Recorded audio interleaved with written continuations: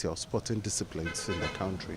So it's a big relief. Even for us, it's another relief from the accusations that we intentionally put these coaches in hotels so we could profit off from it. It's, to be honest, crass for those who make those such accusations. One, we are not responsible for the accommodation of the national team coaches. We don't pay, the ministry pays directly to the hotels and the rest like that. For us, the most important thing is that the coach gets a decent accommodation.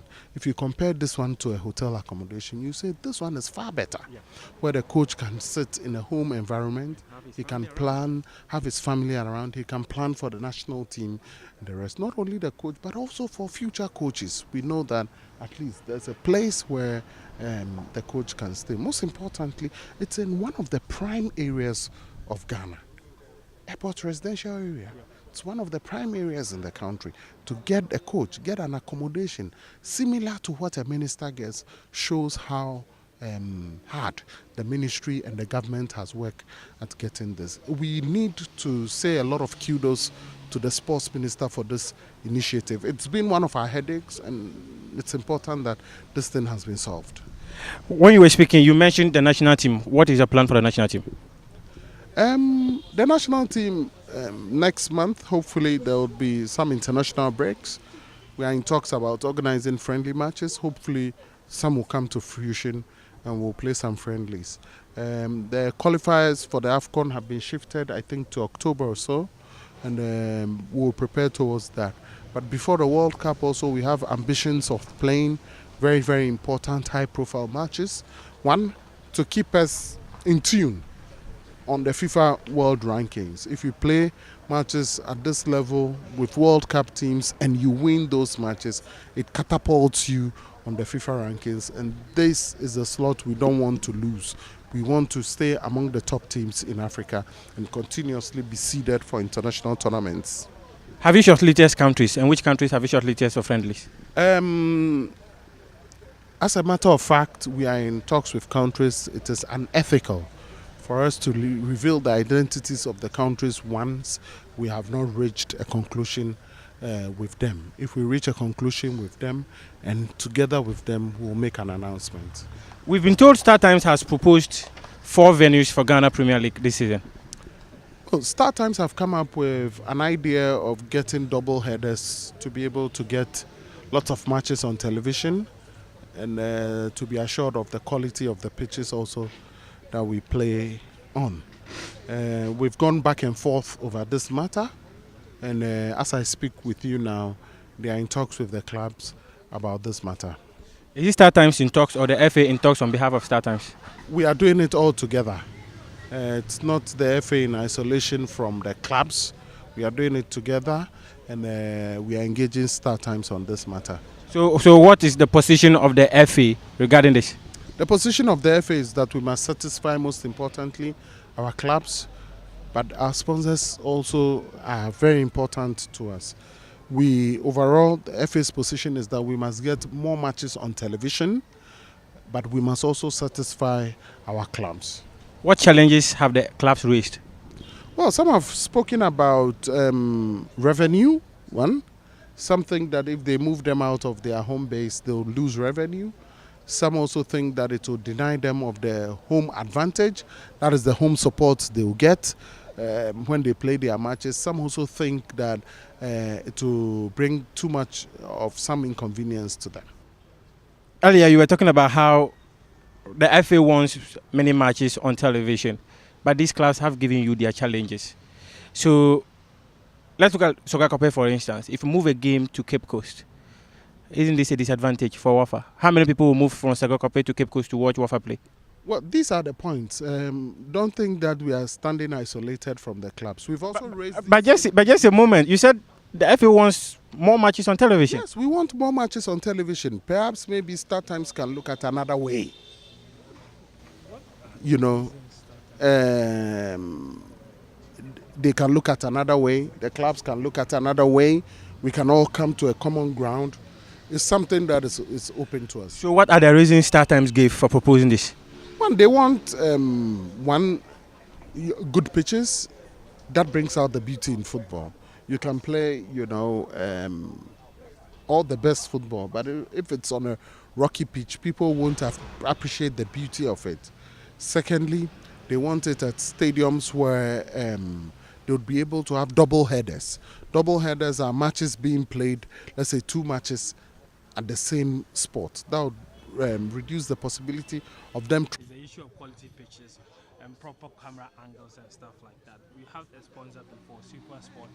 They covered matches from pretty much every venue except Borga. Even Metro TV went as far as Wa. Yeah, so we want to know what the real challenges are from StarTimes, because it certainly cannot be an issue of we can't quality go here, we can't go there. Well, I think these questions can be fully answered by StarTimes. I don't work for StarTimes. I don't know what motivates their decisions for these things. It will be prudent for you to speak with StarTimes so you can put these questions to them. I will not be able to speak for them. But as the owner of the product, you have a responsibility of protecting your clubs. Absolutely, and it's what we are doing. It's what we are. By doing what? By stating the position of the clubs. Which is? And this thing has not been of today. It's been 3 months. Yes, starting in December, we are aware. Yes. Now we are aware. We've been having this back and forth with them over this issue. If it had been us not representing the interests of the clubs, perhaps we'll say, go ahead, do it. So what is the interest of the club and the position of the FA that you are protecting at this point in time? The position we are holding is that we must reach a consensus with the clubs over the desire to play double headers. And for whatever reasons, which venues are excluded, we must be able to bring the clubs along with us. We cannot stay in isolation with the clubs. We must be able to bring the clubs along with us. It's the most important thing. They are the most important, ingredient in this matter. Okay. So okay. Here's one other thing. You mentioned the issue of pitches. Yes.